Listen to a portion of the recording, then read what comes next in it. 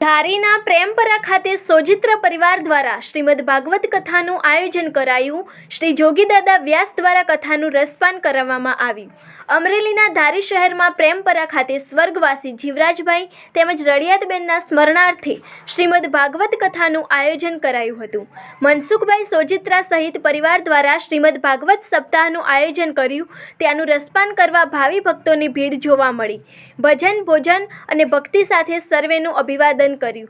શ્રીમદ ભાગવત સપ્તાહ દરમિયાન વિવિધ વેશભૂષા સાથે ધાર્મિક પાત્ર સાથે લોકો નૃસિંહ પ્રાગટ્ય, વામન પ્રાગટ્ય, શ્રી રામ પ્રાગટ્ય, શ્રી કૃષ્ણ પ્રાગટ્ય, ગોવર્ધન લીલા સહિતના પ્રસંગોની ઉજવણી કરવામાં આવી।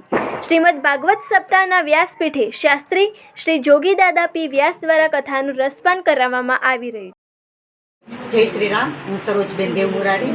આજે ધારી પ્રેમપરામાં સ્વર્ગવાસી રળિયાતબા તેમજ જીવરાજ દાદાના સ્મરણાર્થે તેમના સુપુત્ર શ્રી મથુરભાઈ સોજિત્રા, ભાઈ શ્રી અશોકભાઈ, ભાઈ શ્રી હિંમતભાઈ, તેમના મનસુખભાઈ, તેમના ચારેય પુત્રો વતી શ્રીમદ ભાગવત સપ્તાહ ધારી પ્રેમપરાના આંગણે હોય અને આ સુનહેરો અવસર માણવા લોકોની ભીડ જામી રહી છે અને ભક્તિ ભાવ અને ભોજન સાથે સર્વનું અભિવાદન સાથે આ કાર્યક્રમ અમે ખૂબ રસપાન અને આનંદથી એને માણીએ છીએ અને મારા માનીતા ભાઈ, મારા રાખડી બંધુ ભાઈ, મારા મથુરભાઈ સોજિત્રા અને એના તમામ પરિવારને, તમામ ભાઈઓને, બહેનોને, દીકરીઓને ખૂબ ખૂબ આશીર્વાદ, ખૂબ ખૂબ શુભેચ્છા। જય શ્રી નમસ્કાર।